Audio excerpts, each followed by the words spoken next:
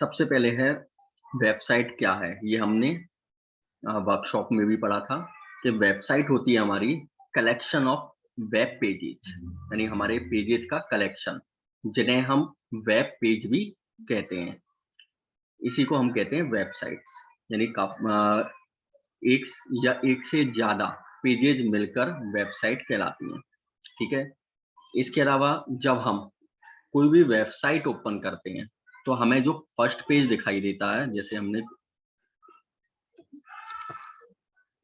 ये website open की,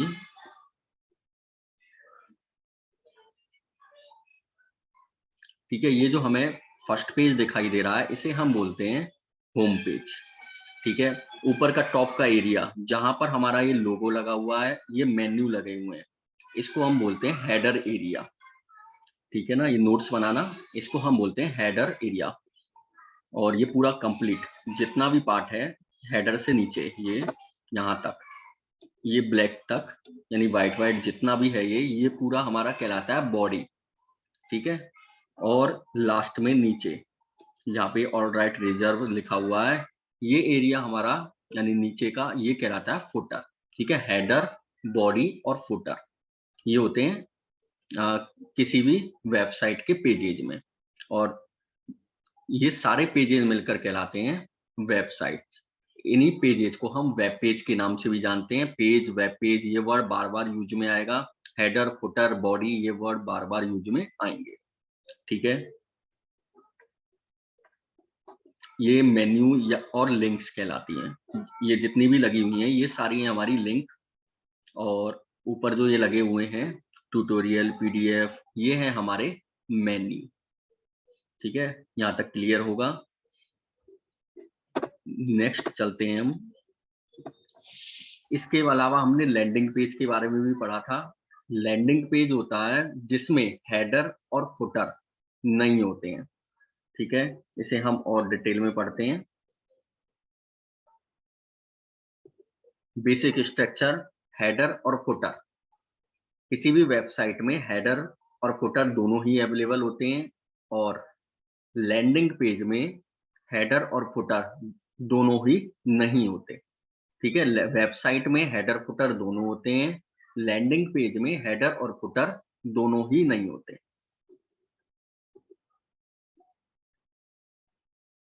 pages की बात करें तो हेडर में,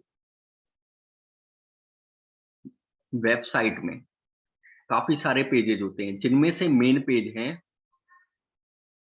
होम पेज, अबाउट पेज। ठीक है, इनको नोट करना। वेबसाइट में कौन कौन से पेज होते हैं? First home page, about. About में हमारे बारे में, हमारे विजन के बारे में, हमारे मिशन के बारे में ये सब कुछ लिखा होता है। हमारी कंपनी के बारे में, हमारी कंपनी क्या करती है।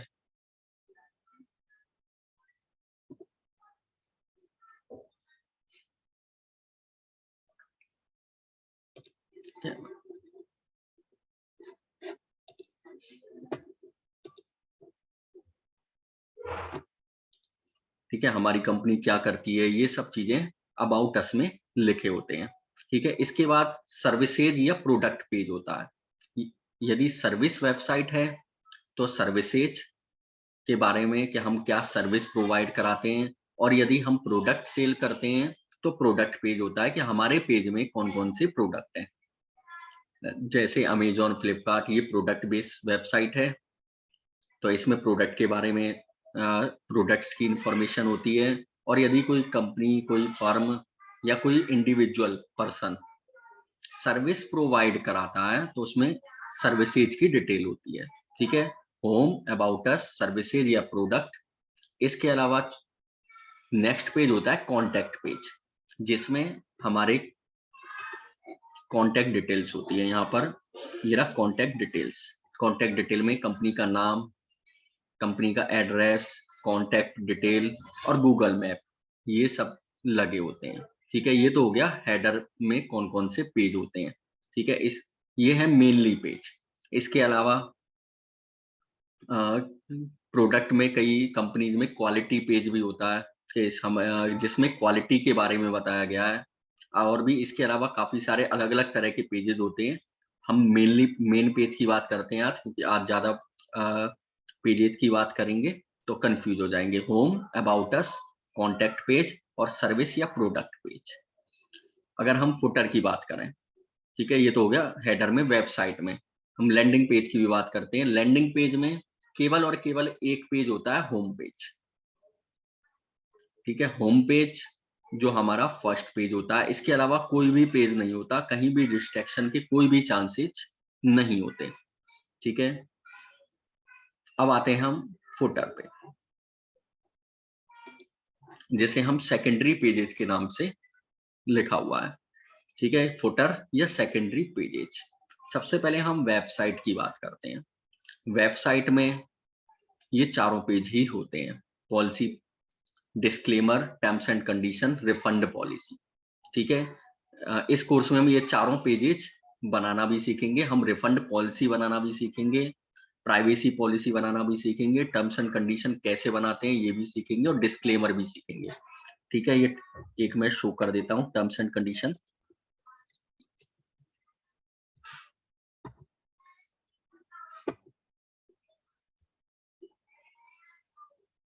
ठीक है, ये टर्म्स पेज है, टर्म्स एंड कंडीशन, क्या हमारी क्या टर्म्स एंड कंडीशन है, ये कैसे बनाते हैं ये भी हम सीखने वाले हैं। ठीक है, क्लियर है। इन चारों पेजेज के अलावा वेबसाइट में हम कोई से भी पेज लगा सकते हैं। हम जो हेडर में पेज हमने लगाए हैं वो सारे पेज हम फुटर में भी लगा सकते हैं। इसके अलावा मान लो कि हमारी वेबसाइट में, हमारी कंपनी में 10 प्रोडक्ट हैं और उन 10 प्रोडक्ट्स की डिटेल हम फुटर में भी लगा सकते हैं, जैसे अमेजोन में होता है। मैं ओपन करता हूं,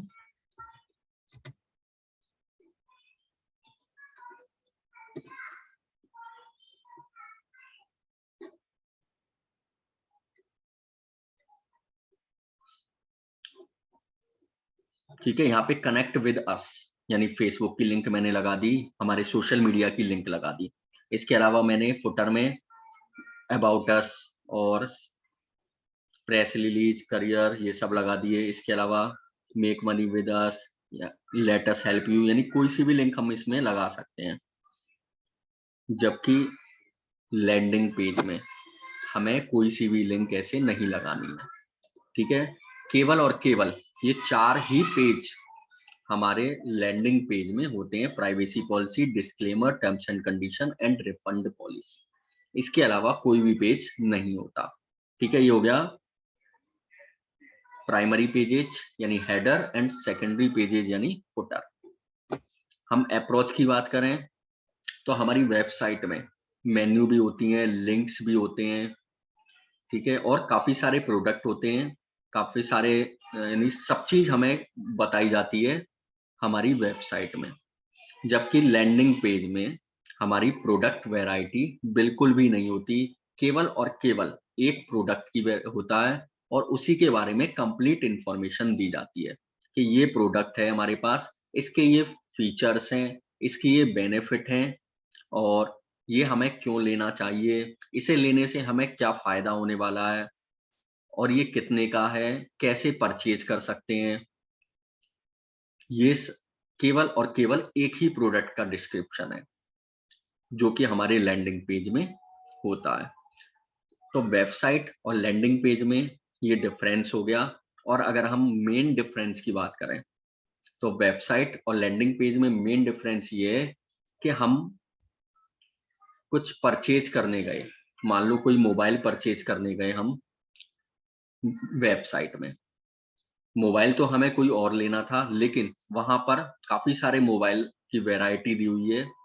हम डिस्ट्रैक्ट हो जाएंगे कि हम ये लें कि ये लें। हो सकता है डिस्ट्रैक्ट होने के चक्कर में हम एक भी प्रोडक्ट नहीं परचेज करें। जबकि लैंडिंग पेज में केवल एक ही प्रोडक्ट के बारे में बताया है, तो यहाँ पर कोई भी डिस्ट्रैक्शन के चांसेस नहीं है। ठीक है, वेबसाइट में डिस्ट्रैक्शन के चांसेस हैं और लैंडिंग पेज में डिस्ट्रैक्शन के चांसेस नहीं है। तो ये सबसे मेन और इम्पोर्टेंट है लैंडिंग पेज और वेबसाइट में। ठीक है, आई थिंक यहाँ तक क्लियर होगा लैंडिंग पेज और वेबसाइट में क्या डिफरेंस है। क्लियर है तो चैट में डालेंगे CLR।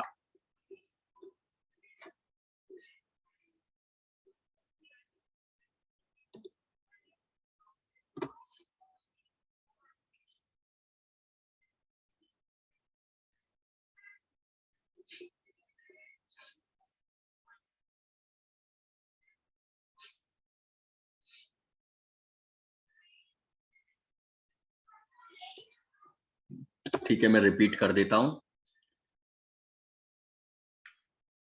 लैंडिंग पेज और वेबसाइट में डिफरेंस।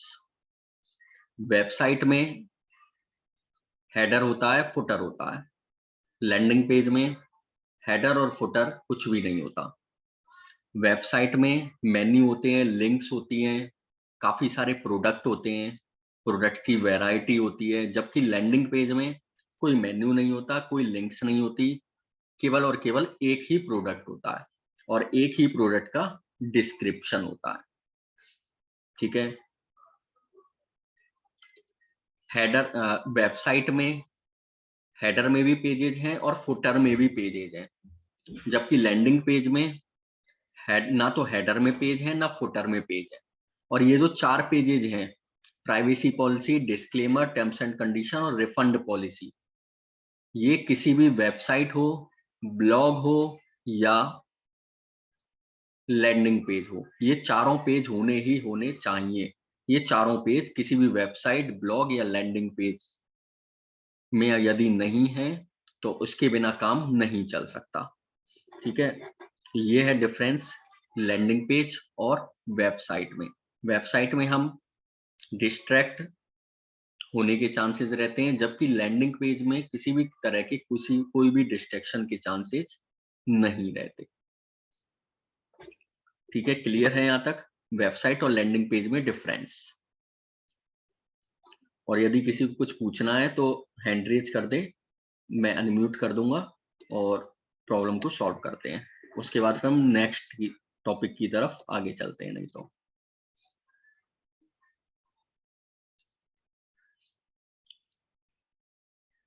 कोई प्रॉब्लम है तो हैंड रेज कर दे, यदि कोई प्रॉब्लम नहीं है तो चैट में डाल देंगे नो, जिससे मैं नेक्स्ट टॉपिक की तरफ मूव करूं।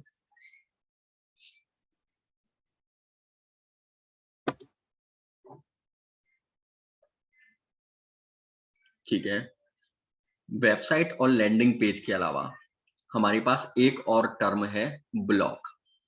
ब्लॉग और वेबसाइट लगभग लगभग सेम है, बस डिफरेंस इतना सा है कि वेबसाइट कभी कभी अपडेट होती है और ब्लॉग फ्रीक्वेंटली अपडेट होते हैं। वेबसाइट तभी अपडेट होगी जब कोई नया प्रोडक्ट आएगा, कोई नई वैरायटी आएगी, और ब्लॉग हर 2 दिन में, 4 दिन में या 6 दिन में जो भी ब्लॉगर हैं, ब्लॉग लिख रहे हैं, उनके ऊपर ये डिपेंड करता है कि वो कब अपडेट करें। फ्रीक्वेंटली का मतलब ये नहीं है कि डेली अपडेट हो, फ्रीक्वेंटली का मतलब है कि ब्लॉगर 2 दिन में अपडेट कर रहा है या 3 दिन में कर रहा है या 4 दिन में कर रहा है। ये ब्लॉगर की फ्रीक्वेंसी के ऊपर डिपेंड करता है। ठीक है, इसके अलावा वेबसाइट और ब्लॉग में कोई डिफरेंस नहीं है। ठीक है, ये 3 टर्म हो गई हमारे पास, वेबसाइट, ब्लॉग और लैंडिंग पेज। क्लियर है यहाँ तक? अच्छा, वेबसाइट जब हमारे पास है तो हमें लैंडिंग पेज की कहाँ पे नीड है? हमारे पास वेबसाइट है, वेबसाइट में काफी सारे प्रोडक्ट हैं, हम सब चीज कर देंगे, लेकिन फिर भी हमारे लिए लैंडिंग पेज की नीड है। ऐसा क्यों? तो इसका रीजन ये है कि सबसे पहले हमारे पास वेबसाइट क्यों है? प्रोडक्ट की इंफॉर्मेशन देने के लिए, कि हम यूजर को, ठीक है, इस चीज को मोस्ट इंपॉर्टेंट है इस चीज को समझना कि वेबसाइट के होते हुए भी हमें लैंडिंग पेज की नीड क्यों है। ठीक है, वेबसाइट में हमारे पास काफी सारे प्रोडक्ट हैं और वेबसाइट का पर्पज केवल इतना है कि हम उन प्रोडक्ट को अपने यूजर को, अपनी ऑडियंस को बता सकें। ठीक है, सबसे पहले जब ऑफलाइन मार्केट से स्टार्टिंग हुई थी ऑनलाइन मार्केट की तरफ, तो जो भी बड़ी-बड़ी कंपनीज हैं, उनके पास वेबसाइट हुआ करती थी। ठीक है? इस चीज़ को अच्छे से समझना, जितनी भी कंपनीज हैं, उनके पास वेबसाइट हुआ करती थी।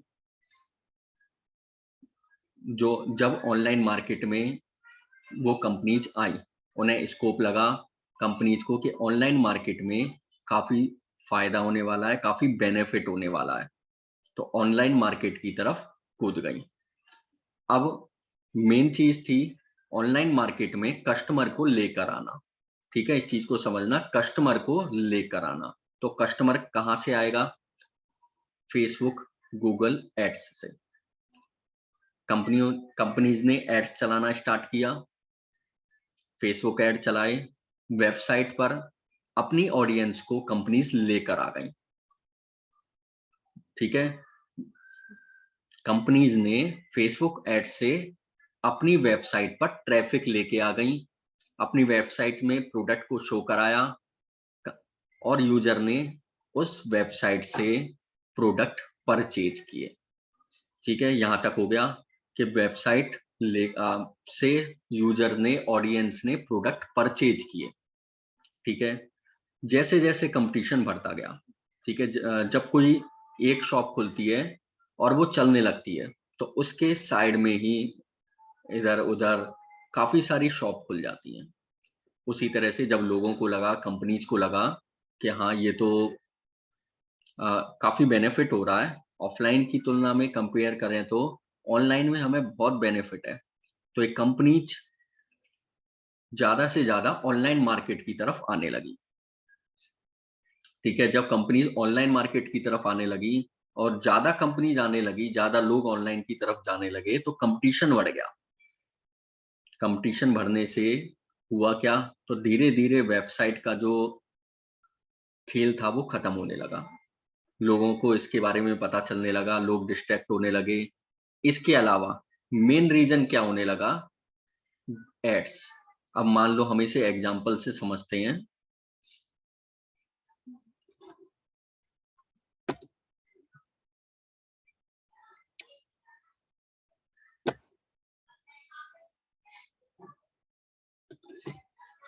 हम एक एग्जांपल लेके समझते हैं कि हमारे पास फेसबुक पर उतनी ही ऑडियंस है। मान लो हमारे पास फेसबुक में 2 लाख लोग हैं और पहले मार्केट में केवल 5 कंपनीज थी।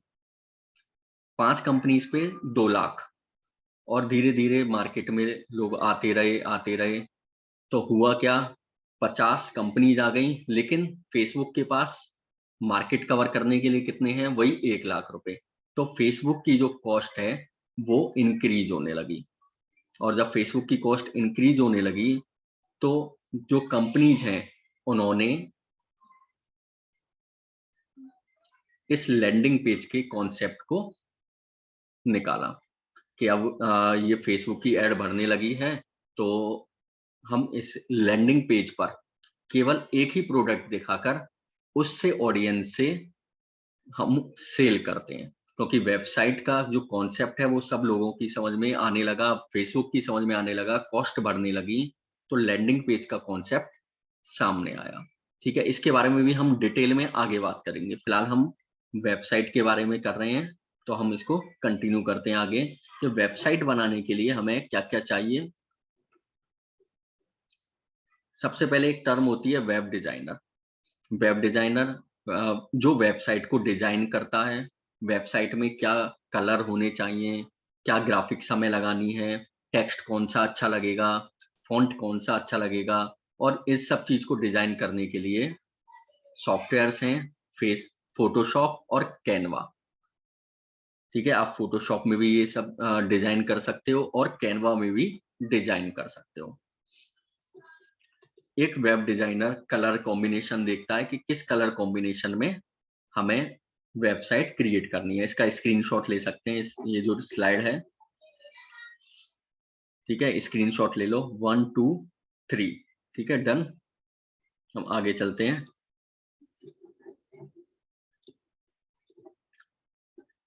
एक वेब डिजाइनर ट्रेंड्स को देखता है कि क्या ट्रेंड चल रहा है, विजुअल कौन सा अच्छा लगेगा, किस कलर पे कौन सा कलर अच्छा लगेगा, कौन सा बैकग्राउंड पे कौन सा फॉन्ट कलर अच्छा लगेगा, कौन से बैकग्राउंड कलर पे कौन सा फॉन्ट साइज अच्छा लगेगा कि देखने में ना तो फॉन्ट साइज ज्यादा बड़ा लगे, ज्यादा बड़ा हो कि देखने में अच्छा नहीं लगे, या इतना छोटा भी नहीं हो कि हमें फॉन्ट साइज सामने वाले को दिखाई नहीं दे। तो ये सारी चीजें फॉन्ट से रिलेटेड, डिजाइन से रिलेटेड एक वेब डिजाइनर देखता है। फ्रंट एंड डेवलपर जो कोडिंग करके HTML, CSS और जावास्क्रिप्ट की हेल्प से कोड करता है और बैकएंड डेवलपर को आगे पास कर देता है। ठीक है, बैकएंड डेवलपर SQL, MySQL और PHP की हेल्प से वेबसाइट को लाइव करता है। ठीक है, तो ये सारा काम जो एक ही पर्सन करता है, वेबसाइट डिजाइन करने से लेकर, कलर से लेकर और उसे लाइव करने तक, इसे हम कहते हैं फुल स्टैक डेवलपर। ठीक है, ये सारी टर्म क्लियर होंगी।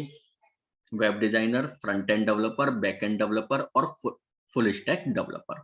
ठीक है, यहाँ तक क्लियर है सबको?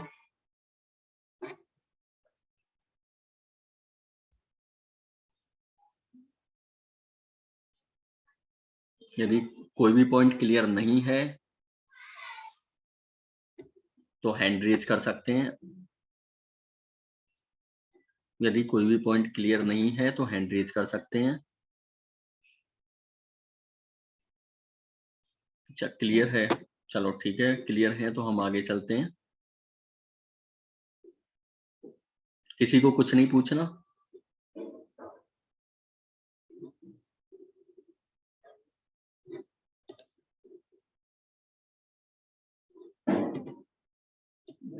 ठीक है, तो हम आगे चलते हैं। ये सारी चीजें सीखने में, जैसा कि हमने पहले भी डिस्कस किया था, 6 महीने से 1 साल तक का टाइम लग सकता है।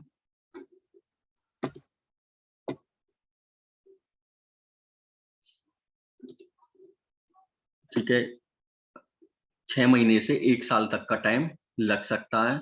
ठीक है, यहाँ पे पार्टिसिपेंट्स हैं जो कोडिंग जानते हैं, कोडिंग सीख भी रहे हैं। ठीक है, उन्हें मालूम होगा कि इन कोडिंग को सीखने में कितना टाइम लगता है। मोहिनी मैम।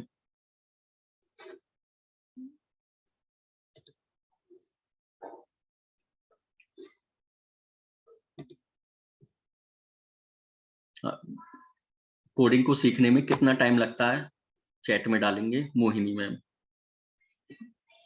ये कोडिंग जानती हैं और सीख भी रही हैं। ठीक है, तो इसी प्रॉब्लम को सॉल्व करने के लिए बिल्कुल 6 से 12 मंथ का, ये तो मैंने भी बता दिया। ठीक है, चलो इसी प्रॉब्लम को सॉफ्टवेयर्स ने धीरे धीरे सॉल्व किया है। ठीक है, ये तरीका कोडिंग से वेबसाइट बनाने का। अच्छा, ओके, अभिषेक जी भी कोडिंग सीख रहे हैं, बिल्कुल, पाइथन। अच्छा,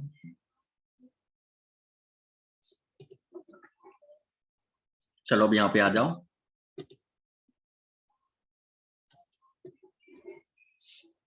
ठीक है, कोडिंग से चलो हमने सीख ली, 6 से 12 महीने में हमने सीख ली, कोई प्रॉब्लम नहीं है, हम इजीली सीख जाएंगे 1 साल में। लेकिन जब हम वेबसाइट बनाने बैठेंगे तो वेबसाइट बनाने में भी हमें काफी टाइम लगता है। एक ही वेबसाइट के प्रोजेक्ट में लगभग लगभग हम 1 महीने तक लगा देते हैं। और यदि हम सामने वाले क्लाइंट ने, हमने जिसकी वेबसाइट बना रहे हैं और उसमें कोई चेंजेज बता दिए तो फिर चेंजेज करने में भी हमें टाइम लगता है। तो इस प्रॉब्लम को सॉल्व करने के लिए नो कोड टेक्नोलॉजी हमारे सामने आई कि नो कोड टेक्नोलॉजी के थ्रू हम मिनटों में और दिनों में, यानी 2 से 3 दिन में वेबसाइट क्रिएट कर सकते हैं। इसे सीखना आसान है, इसमें वेबसाइट बनाना आसान है, इसमें इम्प्लीमेंटेशन, मॉडिफिकेशन करना भी इजी है। हम इजीली इसमें मॉडिफिकेशन कर सकते हैं। काफी सारे प्लेटफॉर्म्स हैं और जब हम धीरे धीरे मार्केट नो कोड प्लेटफॉर्म आ रहे हैं तो कंपनीज भी हैं अपने अपने प्लेटफॉर्म लेकर सामने आ रही हैं। विक्स, शॉपिफाई, वर्डप्रेस, ये तो कुछ सॉफ्टवेयर्स हैं और यदि हम नेट पे सर्च करेंगे no code platform, website platform, तो इतने प्लेटफॉर्म हमारे सामने आ जाएंगे जिनकी कोई काउंटिंग ही नहीं है।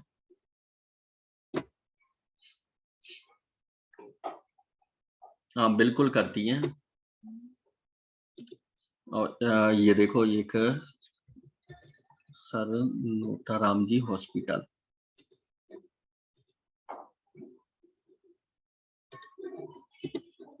अभी एक हॉस्पिटल की वेबसाइट बनाई है मैंने, है ना, और वर्क कर रही है, ठीक है। और इसके अलावा लैंडिंग पेजेस भी हम इससे बना सकते हैं, ठीक है ना। लैंडिंग पेजेस भी हम इससे बना सकते हैं। और आजकल फेसबुक में काफी सारे ऐड चल रहे हैं, और फेसबुक में जो भी ऐड चला रहा है मार्केटर, जो भी मार्केटिंग कर रहा है, उन सबको लैंडिंग पेजेस की जरूरत है, ठीक है। तो हम लैंडिंग पेज भी हम इससे डिजाइन कर सकते हैं। और जो मार्केटर है उन्हें कोई लेना देना नहीं है कि लैंडिंग पेज आप कैसे डिजाइन कर रहे हो, ठीक है। 50-60% वेबसाइट्स लैंडिंग पेजेज इन्हीं नो कोड टेक्नोलॉजी पर बन रही हैं,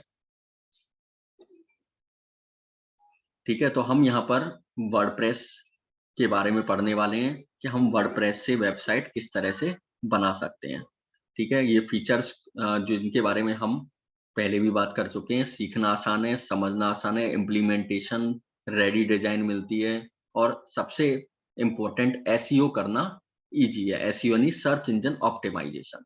इस टर्म को हम थोड़ा सा समझ लेते हैं, लेकिन आगे हम इसको डिटेल में भी बात करेंगे। सर्च इंजन ऑप्टिमाइजेशन ये क्या होता है?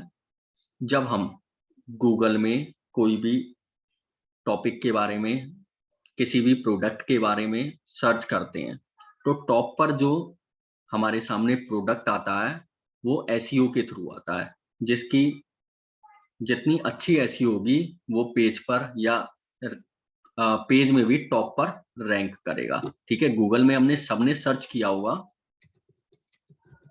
जैसे हम कोई मोबाइल सर्च करते हैं या कुछ सर्च करते हैं,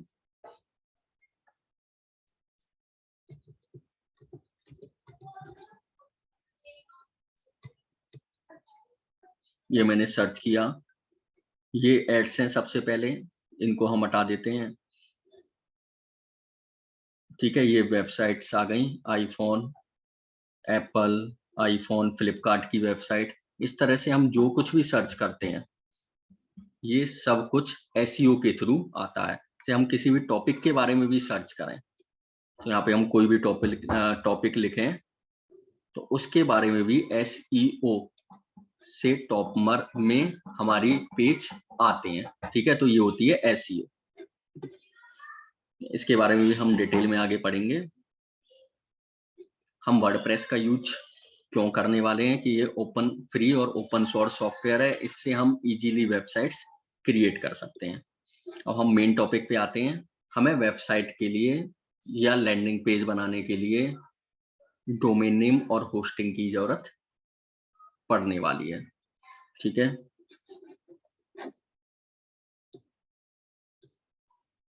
डोमेन नेम क्या होता है? हमारा नाम, हमारा एड्रेस, ये है हमारा डोमेन नेम, ठीक है। जैसे आपका नाम है, हमारा मेरा नाम है, कोई मेरे तक कैसे पहुंचेगा? मेरे एड्रेस से। यदि मेरा एड्रेस नहीं होगा तो मेरे तक नहीं पहुंच सकते।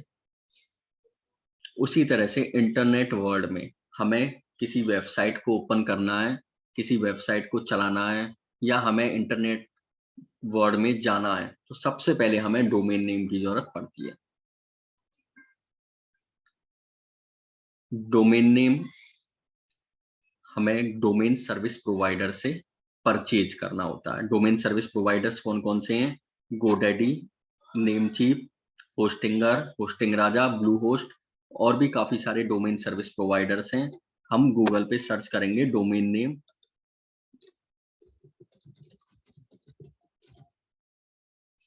तो ये सर्विस प्रोवाइडर्स आ जाएंगे, एड्स आ जाएंगे। ये देखो, सबसे पहले तो एड ही आ गई गोडैडी का, नेमचीप का, ठीक है। domain.google.com, गूगल से हम डोमेन नेम परचेज कर सकते हैं। एक डोमेन नेम कंपनी है, एक बिग रॉक है, bigrok.in, इससे भी हम डोमेन नेम परचेज कर सकते हैं। domain.com, इससे भी हम डोमेन नेम परचेज कर सकते हैं। होस्टिंगर तो हमने डाल ही दिया। अब जैसे ही हमने डोमेन नेम डाला, ठीक है, हमने गूगल पे डाला केवल डोमेन नेम कि हमें डोमेन नेम परचेज करना है, तो सबसे पहले तो एड्स आ गए, और एड्स के बाद गूगल डोमेन, गूगल अपना ऐड कर रहा है, गूगल में है तो गूगल सबसे पहले आ रहा है, और उसके बाद विकिपीडिया आ गया, bigrock.in। तो ये सबसे पहले क्यों आए? क्योंकि इन्होंने, इनकी जो SEO है ये हाई जा रही है, ठीक है, तो इस वजह से ये सबसे टॉप पर आए। तो हम चल रहे थे डोमेन पे। तो ये सर्विस प्रोवाइडर्स हैं, डोमेन सर्विस प्रोवाइडर्स। इन डोमेन सर्विस प्रोवाइडर से हम डोमेन नेम परचेज कर सकते हैं। जैसे ये एग्जांपल था डोमेन नेम का, www यानी world wide web support others, ये हमारा डोमेन नेम है, और .org ये हमारा TLD यानी टॉप लेवल डोमेन, ठीक है। डोमेन नेम चूज करते समय हमें कोई भी नंबर नहीं लेना है, जैसे हमने नंबर ले रखे हैं बीच में, सपोर्ट 12 अदर्स, सपोर्ट अदर्स 12, ये नंबर हमारे डोमेन नेम में नहीं होने चाहिए। इसके अलावा कोई भी स्पेशल सिंबल, जैसे यहाँ पे हैश ले रखा है, डॉट, कॉमा, @ कोई भी स्पेशल सिंबल नहीं होना चाहिए, ठीक है। हम अपने नेम से डोमेन नेम ले सकते हैं, अपनी कंपनी के नेम से डोमेन नेम ले सकते हैं, हम जो वर्क कर रहे हैं उस नेम से डोमेन नेम ले सकते हैं, जैसे मोहित कुमार अरोड़ा, ठीक है, ये मेरा नाम हो गया, इससे हम डोमेन नेम ये परचेज कर सकते हैं।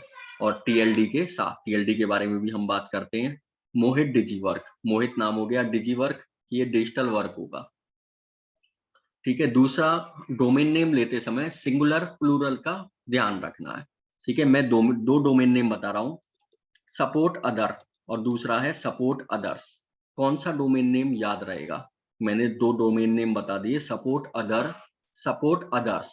चैट में डालेंगे कौन सा डोमेन नेम याद रहेगा। हमें सपोर्ट अदर याद रहेगा या सपोर्ट अदर्स याद रहेगा?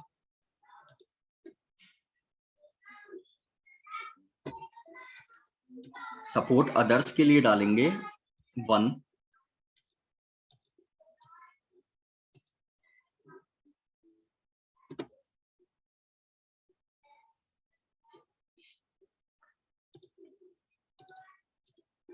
चलो पूरा लिख दो, कौन सा याद रहेगा? Support others. सपोर्ट अदर्स क्यों याद रहेगा हमें? हमें सपोर्ट अदर्स क्यों याद रहेगा? हाँ अभिषेक, मैं अनम्यूट कर रहा हूँ, अनम्यूट करो अभिषेक। सर सपोर्ट अदर्स इसलिए याद रहेगा कि सबके लिए अवेलेबल है सर, क्योंकि कंपनी इसी को प्रीफर करती है सर, सभी पर अवेलेबल है, सभी को अवेलेबल रहेगा। अच्छा। भाई ओप्पो AS 2020 ये कुछ कह रहे हैं, ओप्पो AS 2020, अनम्यूट करो।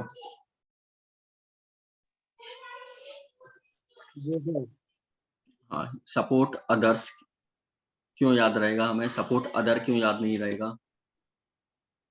सर बेसिकली दोनों को याद कर सकते हैं, ऐसी कोई बात नहीं है। सपोर्ट अदर भी बेस्ट है, सपोर्ट अदर्स भी बेस्ट है। नहीं, हम यहाँ पे बेस्ट की बात ही नहीं कर रहे, हम यहाँ पे याद रखने वाली बात कर रहे हैं। हमने यूजर को बताया, तो कौन सा यूजर याद रखेगा, सपोर्ट अदर या सपोर्ट अदर्स? मेरे बेसिकली सर सपोर्ट अदर्स ही याद रखेगा। हाँ चलो ठीक है, चलो दूसरा एग्जांपल लेते हैं। मोहित डिजी वर्क, ठीक है, और एक मैं बोलूं मोहित डिजी वर्क्स, कौन सा एग्जांपल याद रहेगा? मोहित डिजी वर्क। एस वाला या बिना एस का? सर यस वाला। एस वाला जी नहीं, ऐसा नहीं है, मैं एक्सप्लेन करता हूं इसे। हाँ बिना एस वाला, बिल्कुल बिना एस वाला परफेक्ट है, और बिना एस वाला ही याद रहेगा ज्यादातर यूजर्स को।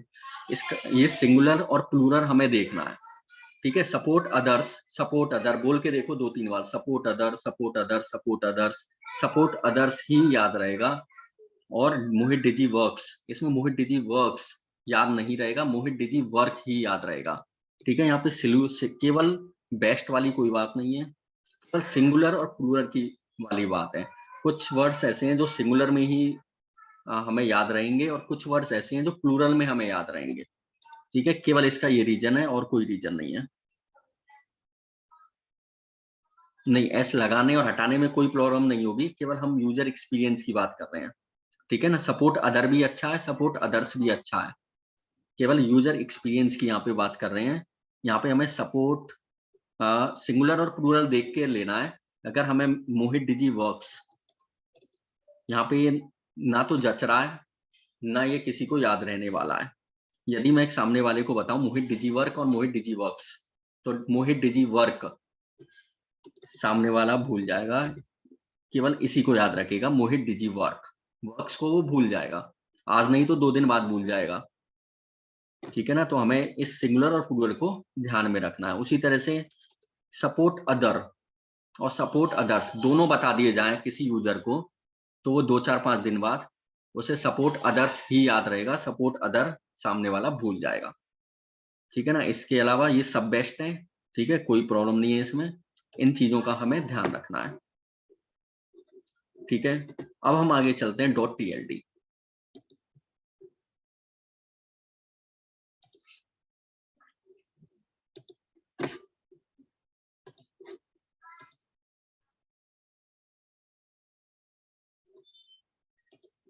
हाँ, अनम्यूट करो।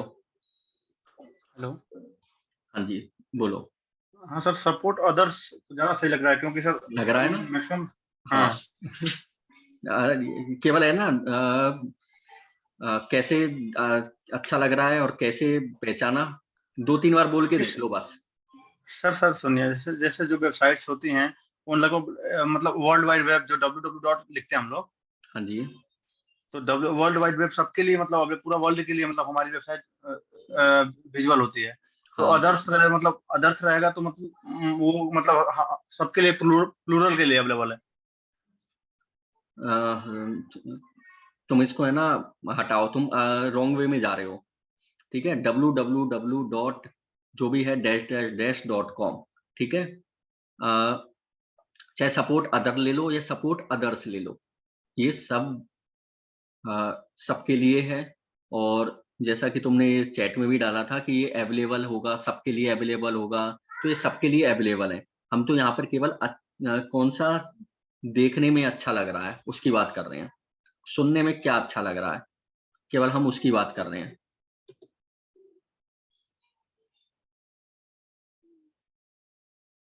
हाँ, ग्रेप और ग्रेप्स में से क्या ज्यादा याद रहेगा? क्या ज्यादा याद रहेगा, तुम ही बताओ, ग्रेप या ग्रेप्स? चलो, ये भी अच्छा एग्जांपल भेजा है, ग्रेप या ग्रेप्स, क्या याद रहेगा? चैट में डालेंगे।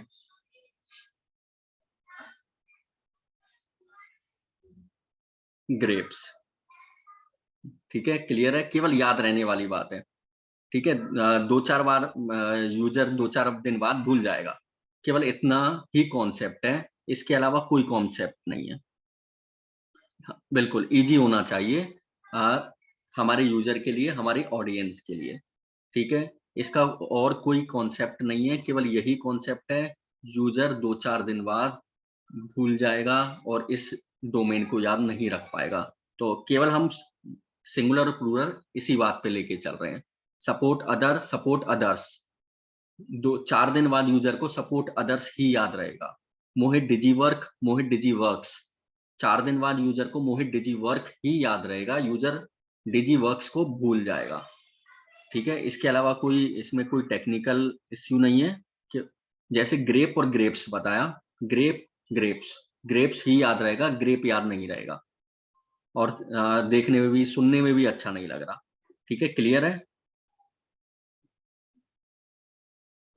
क्लियर है तो चैट में डालेंगे यस। यहाँ तक का कॉन्सेप्ट क्लियर है तो चैट में डालेंगे यस।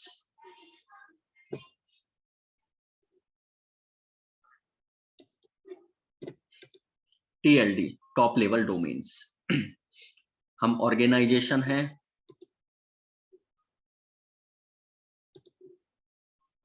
संस्था है तो .org ले सकते हैं, एजुकेशन से रिलेटेड है तो .edu ले सकते हैं, गवर्नमेंट हैं तो .gov ले सकते हैं, कॉमर्शियल हैं, कंपनी है तो .com ले सकते हैं, नेटवर्क है जैसे नेटवर्क मार्केटिंग चल रही है और भी किसी और तरह का नेटवर्क है हमारा तो भी हम .net ले सकते हैं। ठीक है, ये है इंटरनेशनल TLDs। ठीक है, इंटरनेशनल TLDs है ये .org, .edu, .gov, .com, .net। हमें प्रीफर करना है .com। यदि हमें नहीं मिलता है तो हम किसी और पे जाएंगे, नहीं तो हम .com को ही प्रीफर करेंगे।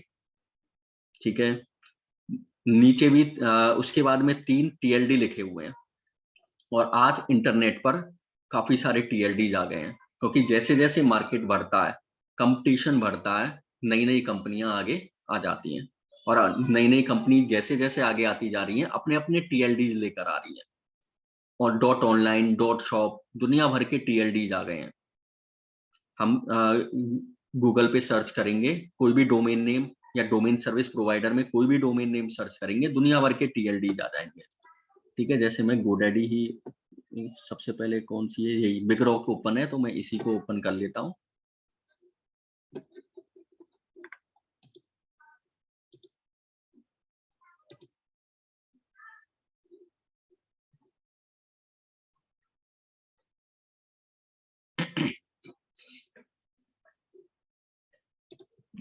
भाई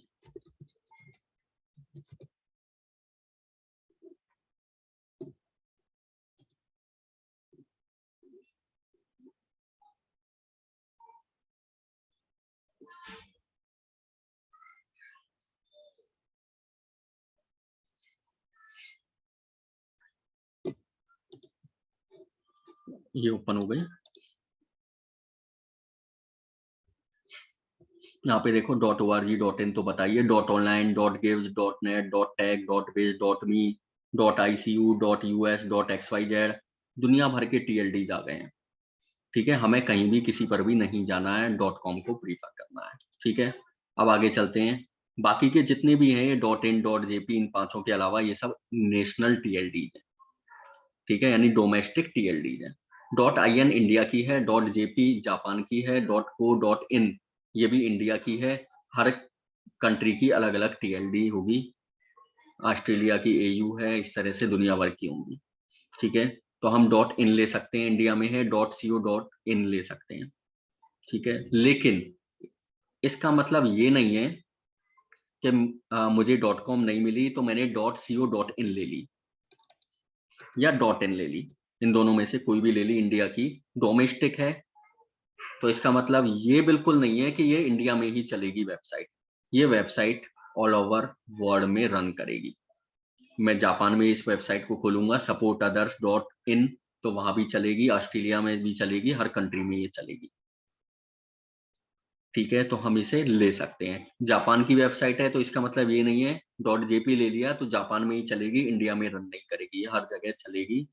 ये हमारे पास, हमने चाहे TLD इंटरनेशनल लिया है या डोमेस्टिक लिया है, इससे कोई फर्क नहीं पड़ने वाला।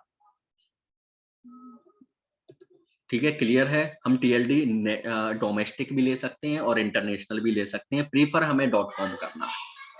ठीक है, क्लियर है। तो हमारा पूरा डोमेन नेम बन चुका है supportothers.org।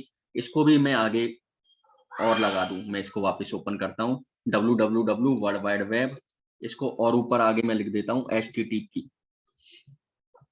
ये मैंने लिख दिया। ठीक है, HTTP hyper text transfer protocol.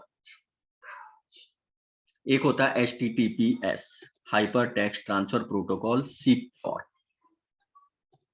HTTPS का मतलब है हमारी वेबसाइट सिक्योर है, सामने वाले को ट्रस्ट शो होता है, ट्रस्ट बिल्ड होता है कि ये वेबसाइट सिक्योर है। यहाँ पे लॉक लगा हुआ है, ये देखो यहाँ पे लॉक लगा हुआ है, यानी इसका मतलब ये HTTPS है। यदि किसी वेबसाइट में HTTPS नहीं लिखा हुआ है लेकिन लॉक लगा हुआ है,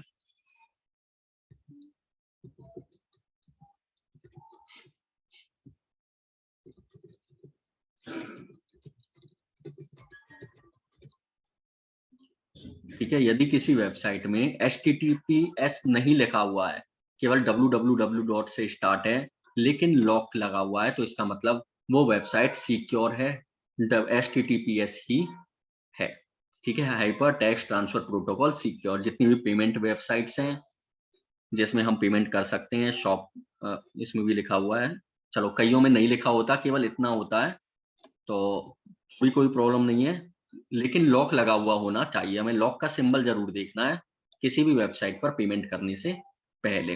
यानी हमारी वेबसाइट पे लॉक लगा हुआ है, यूजर को ट्रस्ट शो हो रहा है कि सिक्योर है, हम पेमेंट कर सकते हैं। ठीक है, यहाँ और ये पूरा हमारा ये कहलाता है यूआरएल। ठीक है, यूनिफॉर्म रिसोर्स लोकेटर यूआरएल। ठीक है, यहाँ तक क्लियर होगा डोमेन नेम का कॉन्सेप्ट। डोमेन नेम का कॉन्सेप्ट क्लियर होगा। उसके बाद नेक्स्ट टॉपिक पर हम आते हैं, हम डोमेन नेम को कैसे सर्च कर सकते हैं और परचेज कर सकते हैं। हम किसी भी वेबसाइट को ओपन कर लेंगे, किसी भी डोमेन सर्विस प्रोवाइडर को ओपन कर लेंगे।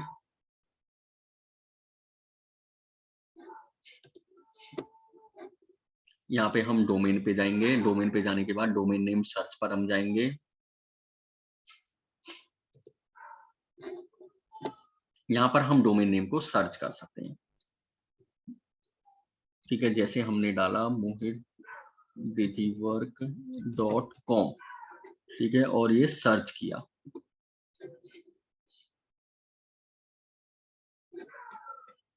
Domain is already taken. ठीक है, ये ऑलरेडी लिया हुआ है, तो मैं इसको हटा देता हूँ, टीएलडी को हटा देता हूँ बस, और सर्च करता हूँ।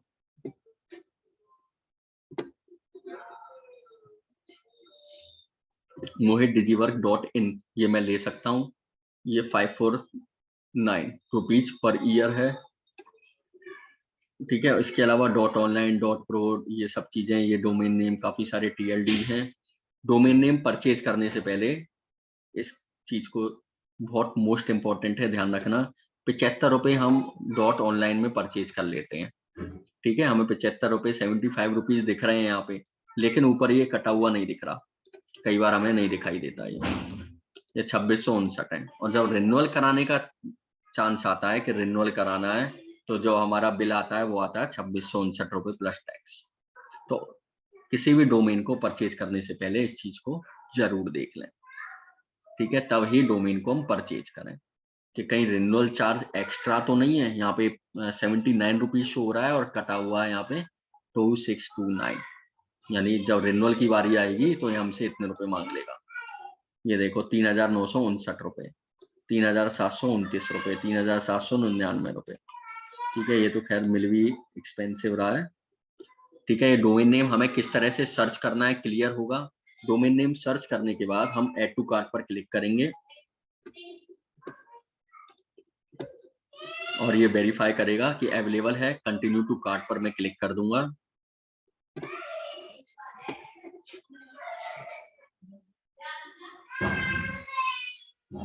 ठीक है, यहाँ पर ये हो गया। 1 ईयर के लिए मुझे परचेज करना है या 2 ईयर के लिए करना है, 3 ईयर के करना है, ये हम इसे देख लेंगे यहाँ पे। ठीक है, हम किस तरह से पेमेंट करना चाहते हैं, हमें यहाँ पे अपना एड्रेस लिखना है और सिक्योर पेमेंट पर क्लिक कर देना है। और सिक्योर पेमेंट पर क्लिक करने के बाद ये डोमेन नेम 1 ईयर के लिए हमारा हो जाएगा। ठीक है, जैसे हमें पेमेंट करना है मान लो पेटीएम से। ठीक है, ये एड्रेस है हमारा और सबमिट सिक्योर पेमेंट। ठीक है, यहाँ पे बिल आ गया, टैक्स वगैरह लगा के ये 648 रुपीज का पड़ेगा। Continue to Paytm.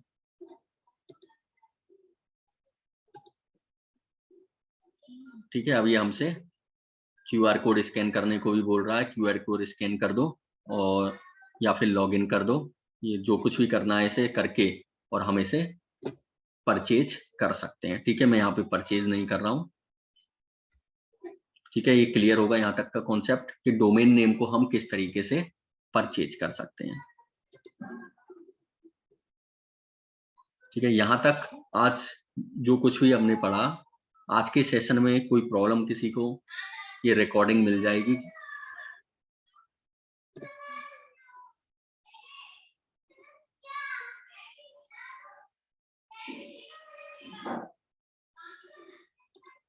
ठीक है, यदि कोई प्रॉब्लम नहीं है तो चैट में डाल देंगे N।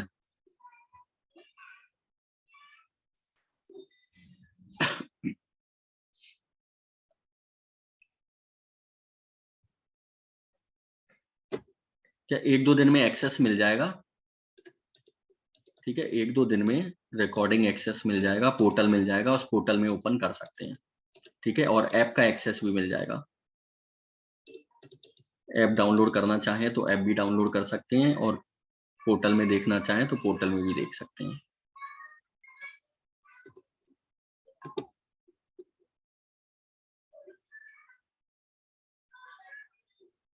ठीक है, तो आज का होमवर्क क्या है? हमें डोमेन नेम,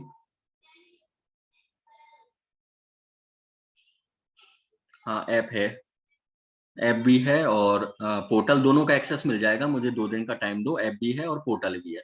ठीक है, रिकॉर्डिंग अपलोड करके एक्सेस दे देंगे।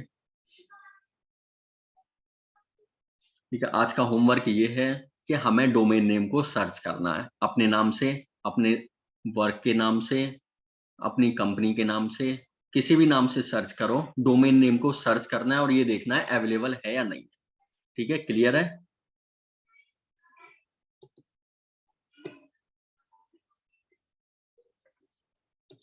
ठीक है, तो हम मिलते हैं कल नेक्स्ट क्लास में। ओके।